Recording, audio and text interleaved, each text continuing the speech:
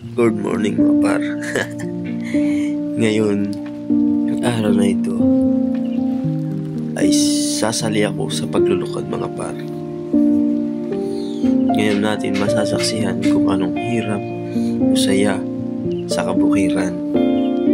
Masaya siyempre, magtatrabaho, magkakapira, para lang may pantustos sila sa kanilang mga anak.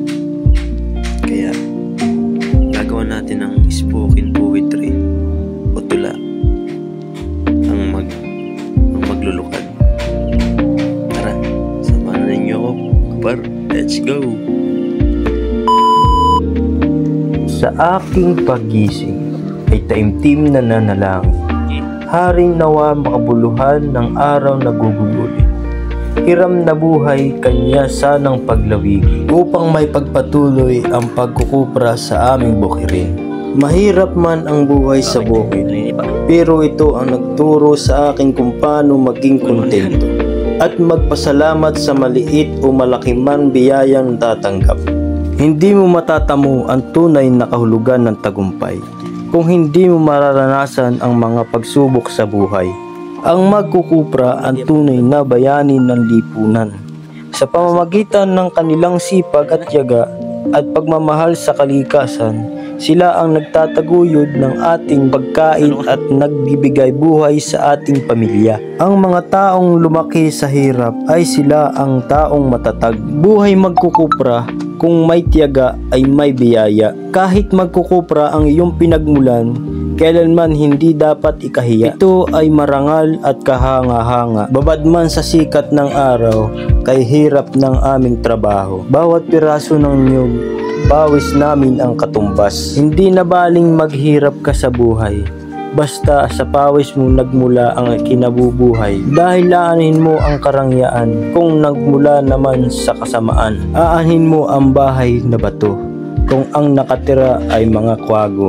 Mas mabuti pa ang bahay kubo, ang nakatira ay simpleng tao. Salamat po Panginoon sa bawat pawis at luha na iyong inalay upang magtagumpay ang aming pamilya. Kung di dahil sa kalikasan ay walang pagkapipirahan, marami sa atin ang kakalam ang sikmura. Kapwa magkukupra, ako'y nananawagan. Salitang pag-asa ay huwag mawalan. Sa aking mga natutunan ay gusto kong malaman at ibahagi ito sa mga kabataan. Propesyon ito'y dapat ninyong tularan dahil dito nakasalalay ang kinabukasan. Lakong ito akin nang wawakasan, konting inspirasyon sana sa mga kabataan. At yun mga par, sana mapakinggan ninyo ang aking spoken kahit masama ang aking boses.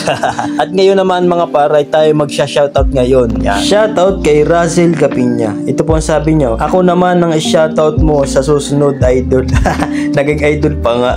At shoutout na rin kay Marjun Anyara. Shoutout na rin kay Christian Gikeno. Shoutout kay Aaron Daniel Codillo. Shoutout kay GR Padernal Asis. Yan, shoutout sa'yo pare. Shoutout kay Stella Amargo Verso. Shoutout din kay Joros Lanes. At shoutout kay Kadagat TV. At yun mga pars, maraming salamat sa panonood ninyo. Kung hindi dahil sa inyo mga par, wala tayong vlog ngayon mga par. At pakipollow na rin itong Facebook page ko mga par. At meron din tayo sa YouTube mga par, pakisubscribe na rin. At paabutin natin ng 5k followers at pati na rin yung YouTube channel ko mga par. Yan. At hanggang dito na lang po ang ating video. Thank you.